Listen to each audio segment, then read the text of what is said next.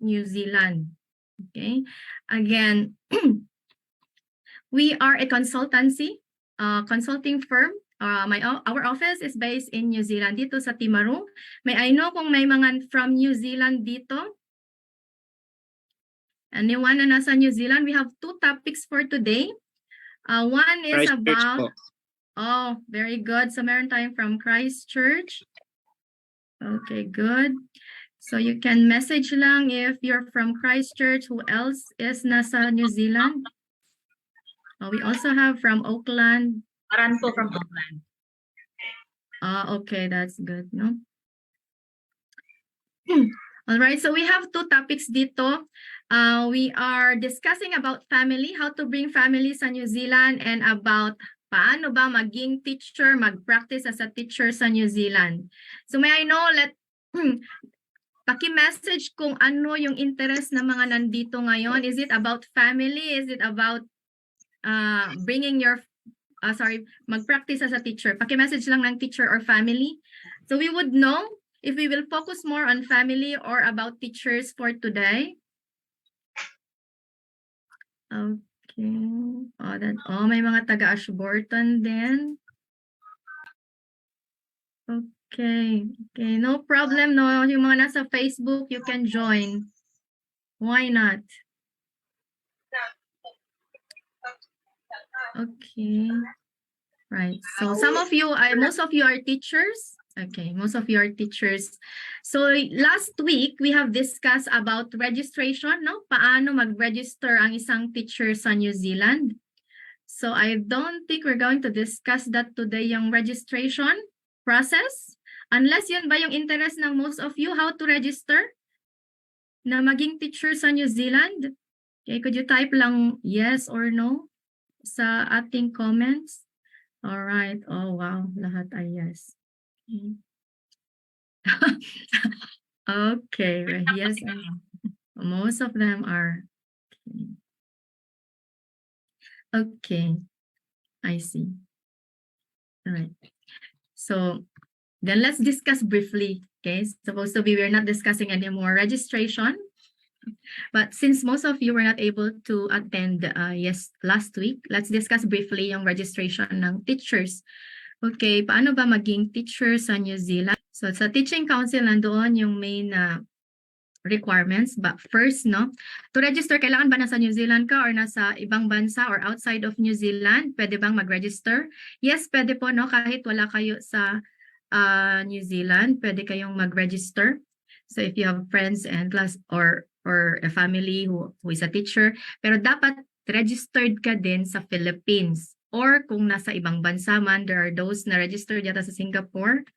Okay. So kung registered ka sa Philippines, okay, that's the first requirement. Kung registered ka sa Philippines, so yes, pwede kang mag-start ng registration sa New Zealand. And this can be done online. Lang lahat, no? Online ang registration. First, if you've got that registration, you can now start with the process. One of the main requirements na many, no, madaming gustong mag-register but they cannot start with their process is because of the English test. Okay, so may English test requirement para makapag-start ang registration. So ang English test requirement natin for teachers ay, okay, IELTS, no? IELTS 7.0 in all subtests. Okay. 7.0. And then meron ding PTE. There are also other English test results sorry, accepted by the Teaching Council. Pero i-mention ko lang yung mainly, ano ba yung mostly na ginagamit ng mga Filipinos to pass the English exam. IELTS 7.0 and sa ating PTE, 65 ang PTE. Okay, overall score. So, yun yung first na gagawin natin. Okay, so one mention dito, no? Okay, is it academic? Academic, no? Academic ang ang exam sa IELTS. And PTE, I think it's academic din lang yung yung meron sila, no? PTE academic. Okay? So yun yung requirement. Wala namang age limit, no? Walang age limit ang mga teachers sa pagre-register. Okay? But then again, pagkatapos ba ng registration, ano ba yung main goal natin dito? Okay? Is it for work? Most probably, no? Kasi magre-register kayo as teachers para mag-work sa New Zealand. So dito sa New Zealand, we have tatlong main category ng teachers. We have the primary, secondary, at saka ECE, Early Childhood Education na teachers. Okay? So lahat ng lahat ng types ng teachers, lahat sila ay included sa green list. Ano ang green list? Okay, ito yung list of occupations recognized by immigration na shortage sa New Zealand. So shortage at the moment, okay, recognize yan ng New Zealand na shortage siya. Okay? But then again, how would we know ba kung talagang gaano kadami, no? Gaano ka ba kadami ang demand din sa New Zealand?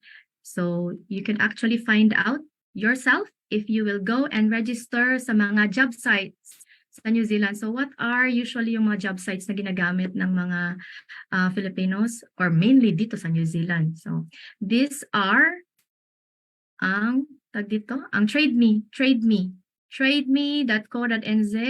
So si Shana and I think si Jomar will be sending the link there para sa inyo, okay?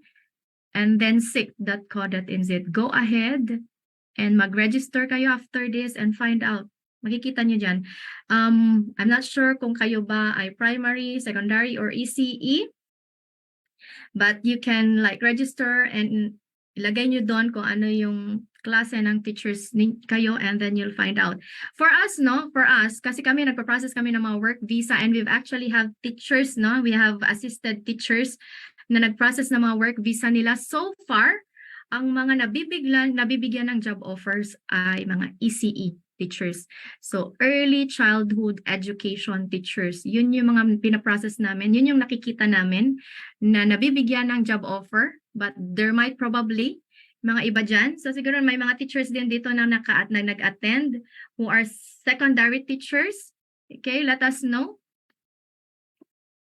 kung meron sa inyo. But so far sa mga pinasas namin na visa and lahat halos ng teachers na pinasas namin ay from Singapore, lahat sila ECE, Early Childhood Education Teachers. Okay. So sabi ko nga recognize, no? Lahat ng these three types of teachers sa New Zealand shortage. But you can only find out then if gaano kadami ba yung teachers na kailangan sa New Zealand by going to the job sites. Makikita nyo naman dyan.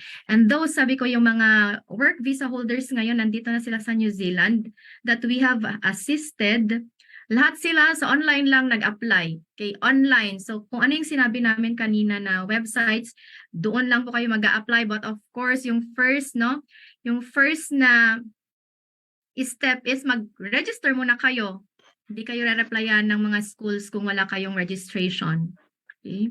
And when you apply, no, please research about ano yung usually na type of yan yung standard resume sa New Zealand. It's totally different from the Philippines. So i-research nyo din yon, cover letter and CV or resume sa New Zealand. Okay. NZQA, yeah, it's part of the registration ang NZQA. It should be equivalent to New Zealand standard yung study ninyo. So this is about yung registration. Okay. Should be equivalent. So NZQA English and then I think there are also other pang requirements sa Teaching Council. Please go ahead and research then. Sa Teaching Council, we think you should be able to do yung registration on your own. Although many have raised their interest last week na they needed assistance in regards to their registration. Okay, so yun yung mga teachers natin.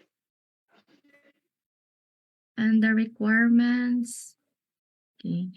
And there are those, may mga nagme-message kasi yung post actually namin this week is para doon sa mga hindi registered teachers. What is the opportunity, no? Paano din ba mag-practice as teachers yung mga hindi registered?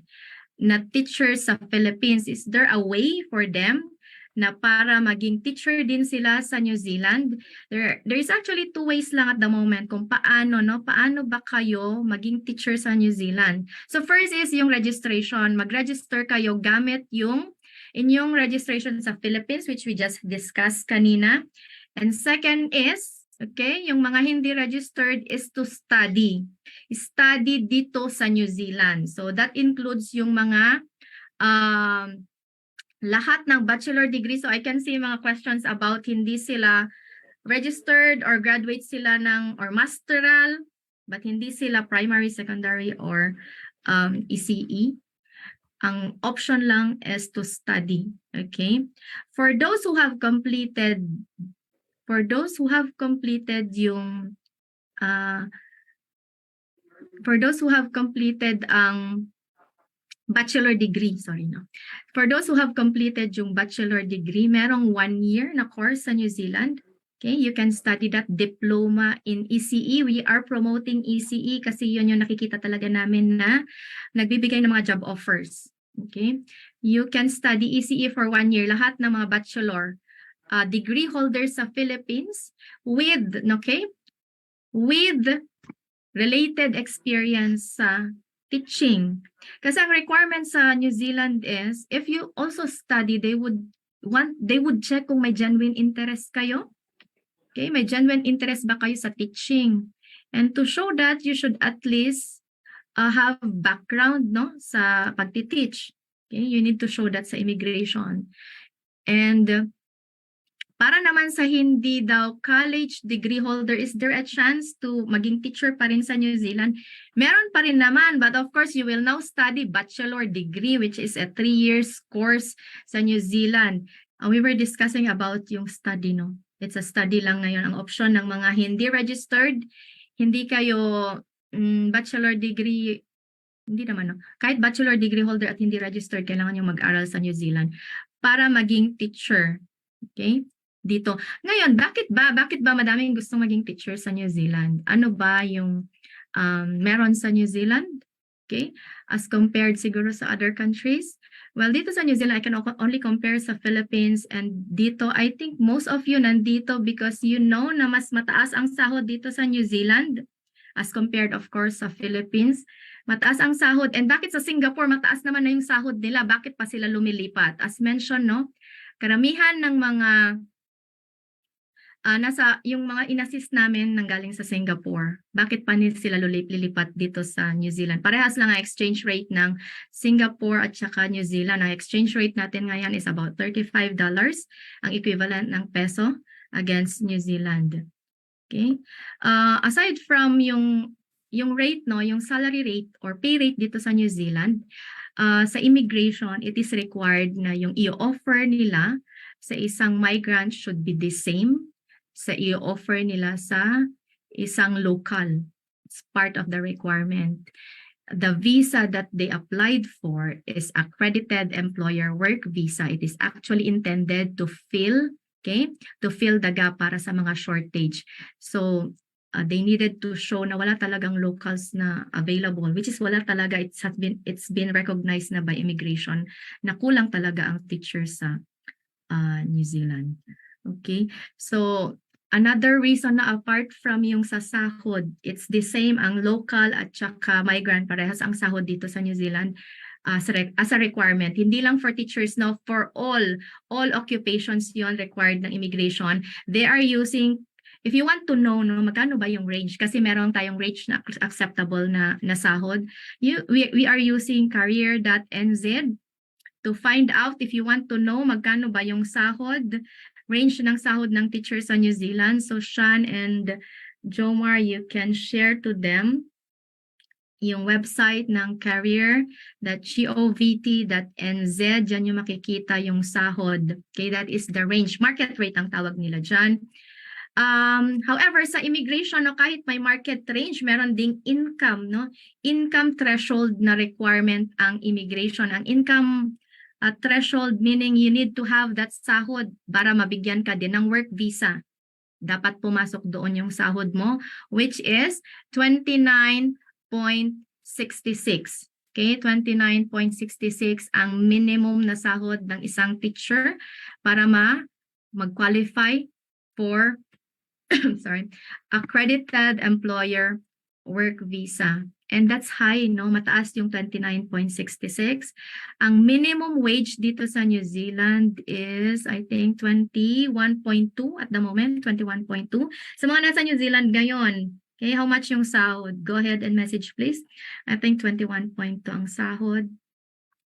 Okay, minimum wage yon sa New Zealand. So mataas yung income threshold, yun siya, yung you need to be offered that rate para mabigyan kayo ng job offer. And most of the employers, no, they also are required to be accredited. So may requirement din sa immigration, dapat accredited ang isang employer. They should have applied for accreditation sa immigration before they can support an accredited employer work visa. Okay, so when you apply, for example, may nakareceive kayo ng job offer, find out, accredited po ba kayo? Kasi kahit meron kayong job offer, kung hindi sila accredited, we cannot proceed with the application. Or you can also message us kung may job offer na kayong natanggap, no? We can verify for you and we can also communicate, no? Oh, okay. May nag-message, no? Minimum wage ngayon sa New Zealand is 22.7, okay? So if you can compare 22.7 versus 29.66, so medyo malaki yung difference ng minimum versus yung required na sahod na 29.66. You can also like compute kung how much yun ang kalalabasan in peso. Okay, so now let's discuss naman yung bakit yung mga nasa Singapore, it's practically almost the same lang yung sahod as yun yung sinabi ng iba, no? Parehas lang halos yung sahod sa Singapore at saka sa New Zealand. Bakit pa rin sila pumupunta dito sa New Zealand? Why are they interested to mag-move dito sa New Zealand? One reason, no, is family, bringing their family dito sa New Zealand. Ang primary and secondary education dito ng mga children na dependent children ito ng mga work visa holders natin sa New Zealand. Hindi lang teachers, lahat ng work visa holders natin, free ang primary and secondary education nila.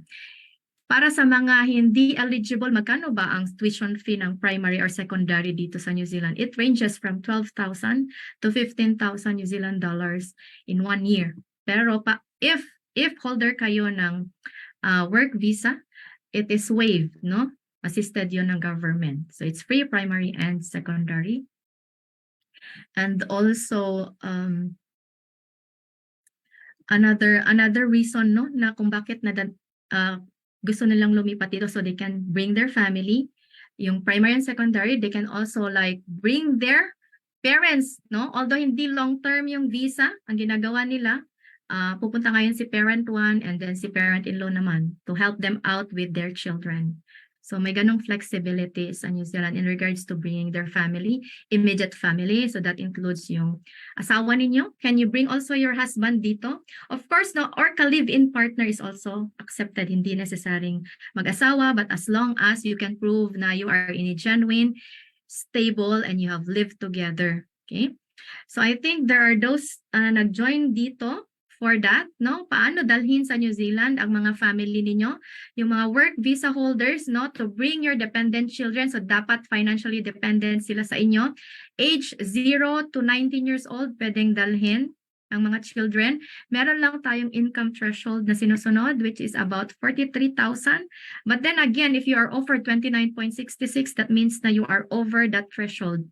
Okay, so merong income threshold for children, but if you're offered 29.6, no, it's already over that 43,000 plus na threshold para madala ninyo yung children ninyo. And para naman sa wife or sa live-in partner, so kailangan at the moment, no, where wala naman silang sinet na dapat nagsama kayo for specific months, but based sa experience namin, malakas ang application if you have lived together for at least 12 months. Ganon din sa mag-asawa, no? May mga mag-asawa na kinasal lang, pero hindi naman nagsama. Ang criteria ng immigration is dapat nagsama para makapag-apply ng partnership visit visa. Ngayon, may dalawang klase ng partnership visa sa New Zealand. We have partnership visit visa and partnership work visa. So ang mga teachers ba, eligible ba sila to support a partnership work visa? Ang answer is yes. Yes, because kasama kayo sa green list. At the moment, ang mga pwede na lang mag-support ng partnership work visa are those, no? Yung mga occupations nila ay kasama sa list of green list. So you can type lang naman sa Google. Google nyo lang, green list in New Zealand. You can actually find kung yung occupation ninyo is nasa green list. Ang teacher is confirmed na kasama sa green list. Ang ECE, Early Childhood Education, ang secondary and primary education. So you can support partnership work visa. So ano bang difference ng partnership work at saka partnership visit visa? Parehas that you need to prove na you have lived together in a genuine and stable relationship. Pero yung work, that means pwedeng mag-work si husband or si partner. Mag-work na with any employer, no? Walang restriction ng visa nila. You can work for any employer, any job, anywhere, no? Walang restriction. However, yung principal applicant, we call it principal applicant, yung applicant ng teacher. When you get your visa, for example, may job offer kayo, nag-process tayo ng work visa. Yung visa, specific yan sa employer, nakasulat yan sa visa ninyo. You can work for company A as a teacher at kung anong region kayo pwedeng mag-teach. Okay, may specific na conditions yung visa ninyo. However, ang inyong partner, okay, ang inyong partner ay wala. They can work for any employer, kahit anong work pa yan. Okay, and pagdating nila dito, they can start working pag yun na yung visa nila, partnership work visa. For children naman, pwede bang mag-part-time ng mga bata? No? Kasi may mga nagtatanong din about part-time ng mga bata. So yung mga students dito, pwedeng mag-part-time, no? Para sa mga year 12 and year 13 na high school students, pwede silang mag-part-time ng 20 hours per week. Okay? And then they can also work full-time during holidays and school breaks. So yun yung ating children and family. Ngayon, paano naman yung na-mention ko, you will not qualify, no? Kung 1 month lang kayo nagsama as husband and wife sa isang address, paano kayo magka-qualify? What should we do? Or, may girlfriend lang kayo, but gusto nyo din siyang makasama sa New Zealand, pwede din ba yun? Okay. Pwede din ninyong dalhin dito but on the different type of visa. Sa mga hindi pa nagsama ng for at least 12 months sa Philippines, we recommend applying for a general visit visa. General visit visa, okay? So we usually apply, may limit lang yung duration ng general visit visa. Ang maximum stay is 9 months. We usually apply lang 6 months. Okay, shorter lang, yung walang medical, kasi mas mabilis yon. Anyway, pagkatapos nyo magsama, if magsama na sa New Zealand for at least 3 months, so 3 months is acceptable kung nasa New Zealand na-accept yun ng immigration. But of course, that should include, no, evidence. Importante ang evidence sa immigration. So yung marriage certificate is not, hindi siya sufficient to prove yung partnership criteria ng immigration. We have a list, no? Mahaba-haba yung listahan ng kailangan i-meet para sa mga partnership. But yes, pwede pa rin dalhin si girlfriend or si wife, si husband na hindi pa nagsama ng matagal. You can bring them over on a general visit visa. Magsama and mag-collect ng documents upon arrival. After 2 to 3 months, pwede nang mag-lodge ng partnership work visa. Okay, so that is yung sa family natin. And then, another question ulit about family. Now, how about residence? Sa residence, pwede bang isama ang family? Okay, ang answer is of course, no, pwedeng isama kung, again, if they meet yung criteria ng partnership, which is, you should at least live together for 12 months. Very strict nila nga sila sa 12 months of living together for residence. Okay, yung mga bata din, you can include mga children from 0 to 24 years old for residence.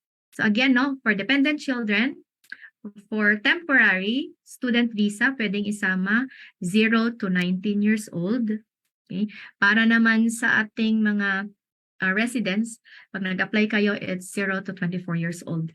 Ngayon, ang question, another question is, meron bang pathway, no, to residence ang ating mga teachers? The answer is yes, meron kayong dalawang pathway. Okay? So once na meron na kayong certificate to practice, okay, once na meron na kayong certificate to practice and meron na kayong work visa, Pwede na bang mag-apply ng residence? Yes, no? Pwede na mag-apply to residence. Okay, ang pwede nyo applyan is SM6, no? SM 6 points, skilled migrant category 6 points. Ang SM category 6 points, 6 points is yung points na kailangan ninyong ma-meet para makapag-apply ng residence. This is actually a new policy ng immigration. We have just shifted or moved from 180 points to 6 points. Mag-start pa lang actually yung ating 6 points this coming October. Kako-close lang ng 180 points the other day, 16th of August. Yun yung last na submission for residence para sa 180 points. So para sa mga nasa New Zealand, 180 points na skilled migrant category, close na siya the other day. No, hindi na kayo pwedeng mag-apply ng under the 180 points, pero pwede kayo mag-apply under sa 6 points. Now, let me just discuss briefly yung teachers in regards to that. So sa 6 points, kailangan maka 6 points kayo to apply. Ngayon, there are 3 ways to claim points. Ang first is registration, okay? So that's where you come yung sa teachers, doon magko-qualify ang teachers kasi may registration. Yung registration ng teachers ay 5 points. Okay? So that means kulang na lang kayo ng 1 point. Ano ngayon ang kailangan ninyo para ma-meet yung 6 points? Okay. Kung ang degree ninyo is equivalent to level 7, okay? If you have level 7, which is required din naman para mag-register as a teacher, pwede kayo mag-claim ng 3 points. So over na, mga 7 points na yon if we add 3 plus 5, that's 7 points. So, pwede nang mag-apply. So, from October, sa mga nasa New Zealand na teachers, okay, kung mga registered teachers natin, New Zealand registered teachers, pwedeng mag-apply ng SMC 6 points sa October. Yun yung first na batch para sa mga mag-apply ng 6 points. So, ganun din sa mga nandito who are planning to apply for SMC 6 points. And there's another pathway for teachers, and that is ang ating work to residence. Okay? Ang work to residence meaning after ka mag-work for 2 years sa New Zealand, you can now apply for residence din. But then again, why do you need to wait for 2 years? No, very lucky yung teachers kasi they don't need to wait. Now, there are occupations na kailangan mag-wait bago pa mag-qualify sa SMC 6 points kasi hindi lahat na nag-qualify sa SM6. 6 points. I'm not going to discuss here yung details ng SMC 6 points residence pathway or WTR. We will be having another webinar for that. So let's wait lang for our announcement kasi may mga bago ulit na lumabas na amendment. Kanina may amendment ulit in regards sa residence. Okay? So again, first ang kailangan yung gawin, paano mag-register muna kayo. And para makapag-register as part of the registration process, kasama ang NZQA dyan. Okay? And aside from that, kasama din dyan yung English test result. No? You can go ahead with your NZQA, IQA, or you can do first yung English ninyo kasi madaming may NZQA na pero hindi pa rin naman maipasa yung English test results nila. Okay, so it's up to you. But we always recommend na mag-English test muna. It's the same with nurses, no? Kasi madaming nurses na ongoing na yung mga naman nila, CGNFS naman ang tawag sa kanila, verification ng experience and qualification. However, hindi din pa rin nila maipass yung English test exam, naka-hold lang at the moment. So I would recommend na mag-English test muna. After napasa yung English test, then you can go ahead na mag-proceed na sa NZQA and then mag-proceed na sa inyong registration. So please visit yung teaching council, nandun yung ibang requirements for registration. After that, ng registration na is looking for a job. Okay? Again, hindi lahat ng employers are willing to support, okay, na mag-hire sila from overseas. Okay? But meron din. Okay? Hindi ganun kadami. Ang nakikita lang namin ngayon is mga ECE. So we encourage you na mag-register sa mga job sites. Para nakikita ninyo, before you start with the process, i-check muna yung demand. Recognize siya as shortage sa New Zealand, but will there be employers na mag-sponsor sa inyong tawag natin, mag-sponsor or mag-offer ng job habang nasa labas kayo ng New Zealand. Sa ngayon, we can just say na by experience, no, mga ECE. So encourage yung mga ECE, no, na to go ahead with the registration kasi we have process mga work visa ng mga ECE teachers. For the primary and secondary, please check muna yung jobs, no, job sites. Meron din namang, I think may mga primary, I'm not sure, but please check those job sites so you can actually see then, no, and you can judge kung gaano ba kadami ang demand for primary, secondary, and ECE sa New Zealand. Okay. What else? Yung sa residence, no? Another, no, questions about residence. So, ano ba ang meron sa residence? Why is everyone interested na maging resident visa holder sa New Zealand? Okay, yung resident visa holder at saka citizen, no? Halos parehas lang yung benefits na nakukuha nila. So ano bang klaseng benefits yon? Health, no? Health services, actually kahit mga work visa holders, they have access to health services, pero limited lang. But ang resident visa, lahat talaga ng health benefits, no?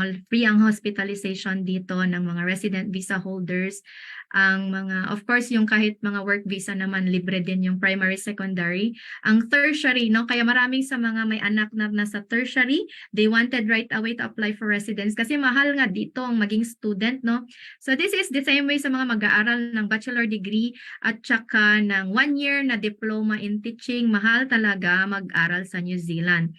But is it worth it? We would say yes, no? Kasi madami pa rin dumadating sa New Zealand para mag-aral, no? Maraming pupunta sa amin asking for advice kung ano yung gagawin na nila since nandito na sila sa New Zealand on a student visa. So many of them actually, no, nag-aral but they have studied courses that couldn't help them get even part-time, they cannot even get work after their study.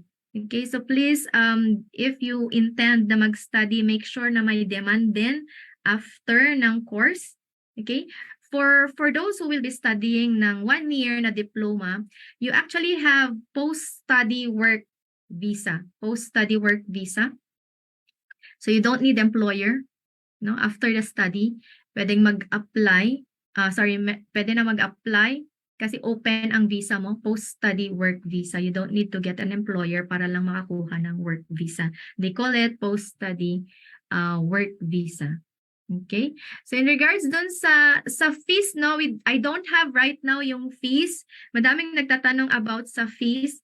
I don't have right now, but we have a team, we have education team who handles yung sa study work pathway. That's what we call them, study work pathway. And we have webinars every Thursday. It is there where we discuss yung mga requirements, fees, and all other questions will be answered doon in regards dun sa study work pathway. So for this webinar, we will not be discussing yung details nun. Okay.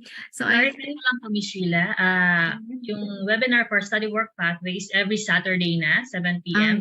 time. And nilagay ko na po yung link ng Facebook group para ma-assist po kayo sa mga inquiries niyo about study work pathway ng aming education. Okay. Thanks, Sean, for that. Yeah, so we have changed it to every Saturday kasi madaming hindi maka-attend every Thursday yung dati nating time. There are those clients requesting na we do it on Saturday. So from this Saturday, no? From this Saturday, you can join that webinar. We advise you na mag-join sa groups kasi nandoon yung mga links of that ang ating mga invites, okay? Invites for that webinar. Okay. So I think I've covered everything na. Okay, just to explain ulit, no? Bakit ba teachers then? Why are we calling out teachers, no? Why are we doing this for teachers? Kasi there is an opportunity for teachers and we wanted to know Filipinos, no? Kasi madaming mga from other countries, no? Dumadating dito na teachers. No, why don't we take advantage din? Kasi madami din tayong teachers sa Philippines, no? And we wanted din to share this opportunity sa inyo. Bakit ba kami din nandito sa New Zealand? Okay? Because there is a better life dito sa New Zealand na hindi namin magawa sa Philippines, kaya kami nandito sa New Zealand. And I think madami sa atin yung ganon. And then I think dahil kaya din madaming OFWs, bakit ba umaalis din ng mga kababayan natin kung meron namang magandang life na meron tayo sa Philippines, di ba? This is because wala dyan yung opportunity that we're looking for. Dito, we can say na comfortable ang life namin and the government is supportive and we can really feel yung support. You know, yung nafe-feel namin, although may tax din dito sa New Zealand, no, may tax, but we can feel kung saan napupunta yung taxes namin and we can still live comfortably din naman. So we wanted yung mga Filipinos, no, if you are looking for a place to migrate, we welcome you dito sa New Zealand. Okay? Maganda siya dito, no? Based lang din sa amin. And I think yung mga nandito ngayon sa Zoom and sa Facebook can actually testify. Many of our kababayas dito sa New Zealand are really looking for ways din to bring their family dito, no? Paano ko madadala yung family ko sa New Zealand? Yun yung common questions na nakukuha namin. So why not take advantage din ang ating mga teachers if meron namang opportunity. So this is the reason why we're doing this, no? So teachers, okay, there is an opportunity. May New Zealand, okay? Especially mga ECE teachers, if meron dyan. May I know kung ilan ng ECE teachers dito na nag-attend? Mga ECE teachers, marami ba tayo mga ECE teachers dito? Okay. So may mga iba, no? So again, no, yung mga hindi ECE teachers, pero primary, secondary, okay, pwedeng mag-apply kung pwede lang naman mag-apply, no? But we encourage you to register sa job sites dito, which are yung, ano ba yun, TradeMe and sec.co.nz. Nasa messages yon, okay? So if you can't find it sa Zoom, you can join yung Facebook group natin. Nandun yung mga messages, no? Or comments ba? Makikita niyo sa mga comments yung mga link that we have shared. Okay? So we encourage you to do your registration habang open pa, no? New Zealand is still accepting mga migrants, okay? And they're open to residents din dito sa New Zealand at the moment. And teachers, we hope to see you here sa New Zealand, no? This is why we're doing this. Okay, so especially yung meron tayong mga comments dito, no? Nandito na sa New Zealand. Okay, mga naka-open visa.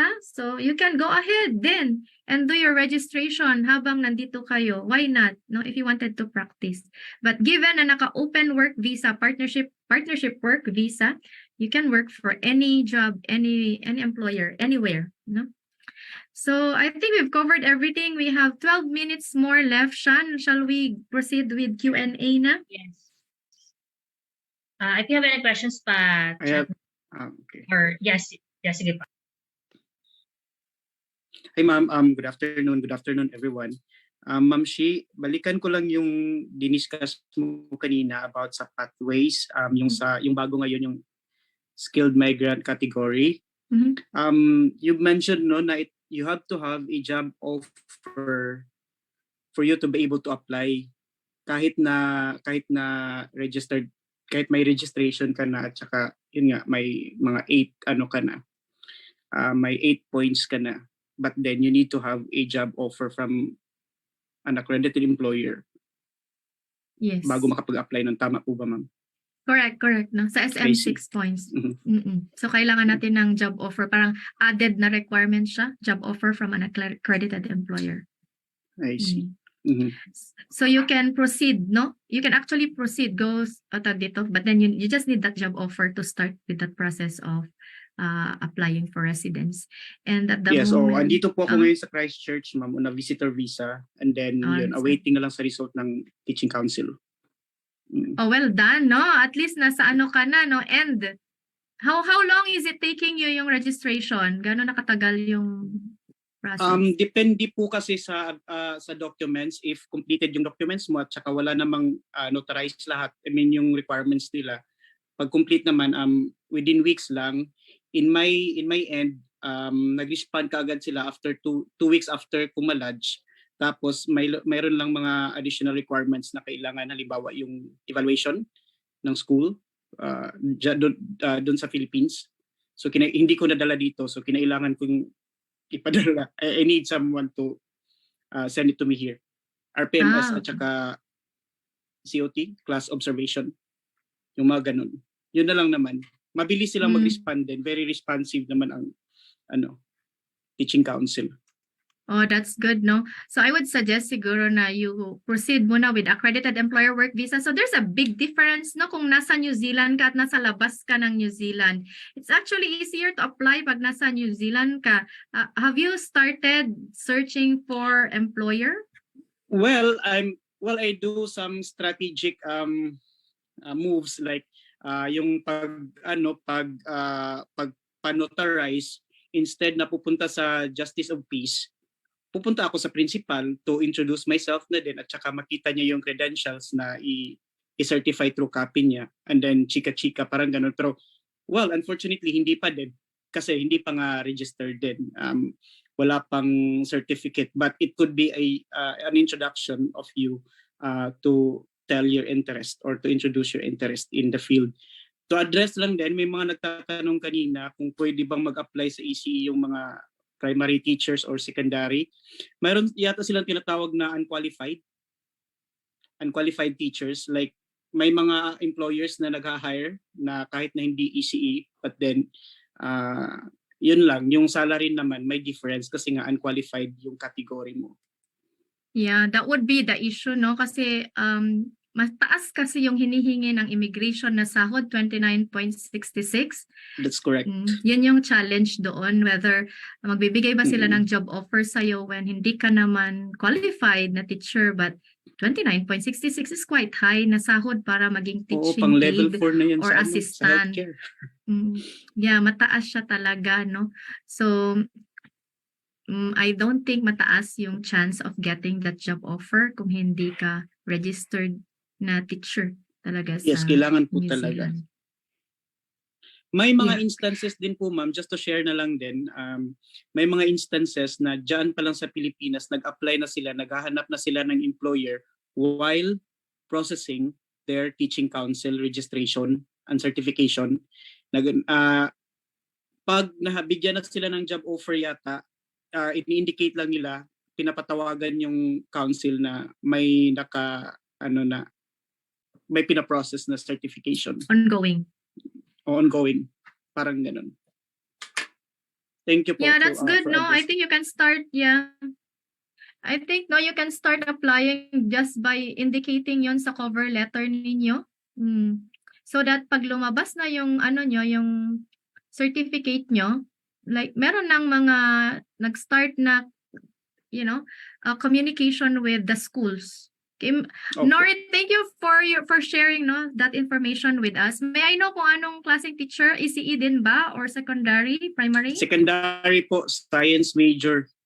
Okay. So yan, so primary, secondary teacher siya. So is there a chance? Of course, there's a chance. Kaya lang kasi yung demand, gaano kadami yung demand? Yung question, no?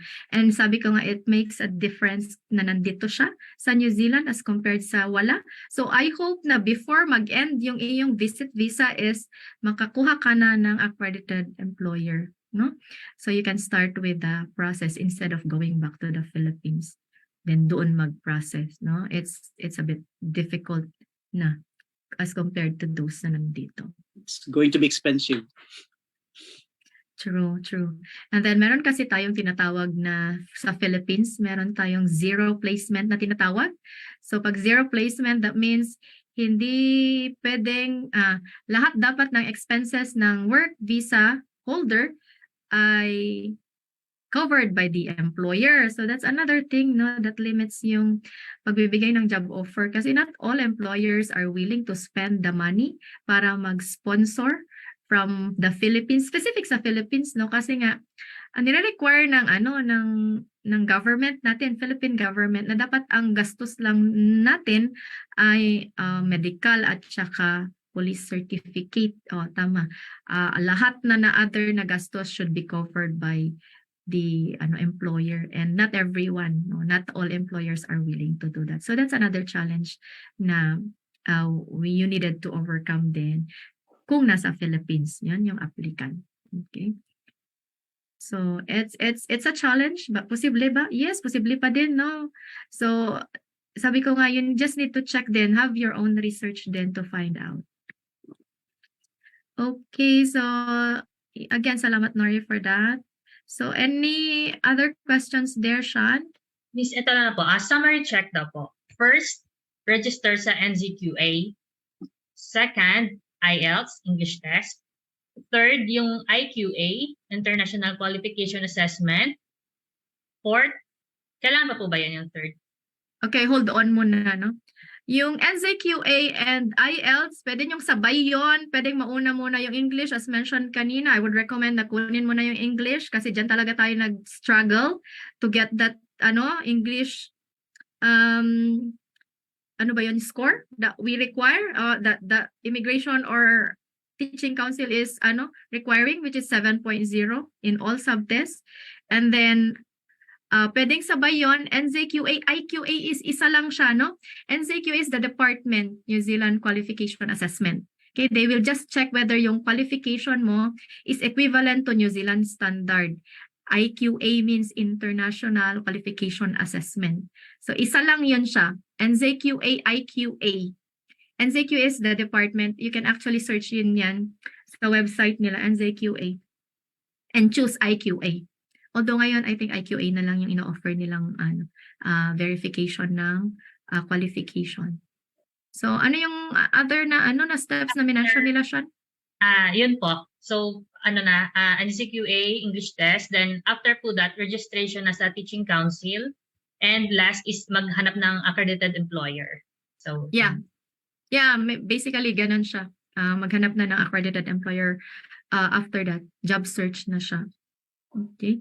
So, yun yung major na steps that you needed to take para mag-practice sa teacher sa New Zealand. So, we still have few minutes, Sean. Let's go for the last question. Last question before we go. Alright, sige po. May isa pong question dito. Nag-aral po siya na BS Psychology po siya, bachelor's degree with 3 years teaching experience as ECE teacher sa Westfields International School, member of International Schools Association sa Switzerland po. Kailangan niya po ba mag-study pa din sa New Zealand? Basically kasi para mag-practice again, kailangan pa rin niya ng registration. And to get that registration, yung qualification, and I think meron ding experience palang assessment, please go to teaching council. May nakita ako doon na if you have experience in teaching, go and visit teaching council. I think may doon, may options for experience na mga teachers sa teaching council. So whether mag-aaral o hindi, the best person to ask or the best department to ask is sa mismong teaching council to find out, kasi meron ako nakita doon na assessment of experience din. May habol pa ako na tanong. Kasi fresh graduate daw po siya, June 2023. Nasa NC na po siya for almost 2 months na. No PRC yet. Need pa daw po ba niyang umuwi para mag-board exam or pwede na siya mag-register kahit wala pa siyang PRC? Unang-una, kailangan mo na yung registration. Ibig sabihin, hindi pa siya nag-board, hindi pa siya registered teacher. So, first requirement yun, no? Kailangan registered teacher ka to apply for registration sa New Zealand. So, kailangan niya muna mag-take ng board exam before siya makapag-apply for registration. Isa pa po. Kaya pa ng time. I would like to ask, kung meron po siyang NCQA Level 6 teacher, anong possible pathway po sa kanya? Meron siyang 2 years teaching experience and currently working as an ESL tutor. Again, no, hindi siya level 7 ang equivalent ng kanyang assessment. It should be kasi level 7 ang assessment para sa registration. Tama ba? Yeah, level 7 dapat equivalent siya sa New Zealand qualification standard. So that means na hindi na ma-meet yung requirement ng teaching, no? Maging teacher dito. So there are only 2 pathways para sa mga applicants to practice as a teacher, and this is through study work pathway. That is yung way inyo to become a teacher dito sa New Zealand. Okay, so I think it's 6 o'clock na, guys. We will not be able to answer all questions, but I think we've covered most naman of concerns. I hope this has been helpful sa most of you who are looking for ways to migrate to New Zealand. I hope nakatulong to sa inyo. And for those going through the registration, we've given you all the website that you needed to look for para to learn more about this pathway. So thank you again, everyone, for joining us today. And thank you then to our team members who are here to support me and help me out with this seminar. Again, maraming salamat po for joining me today. We will be doing again another webinar next week, but most probably hindi na to about teachers. We might cover other occupations. I think ang naka-line up siyan is IT, mga IT naman. IT graduates and experience IT. Ang next na. Thank you very much. Maraming Okay. salamat po. Sige, maraming salamat din, everyone. And Thank you po. have a great weekend. Okay, salamat. Bye-bye. Bye-bye. Thank you po.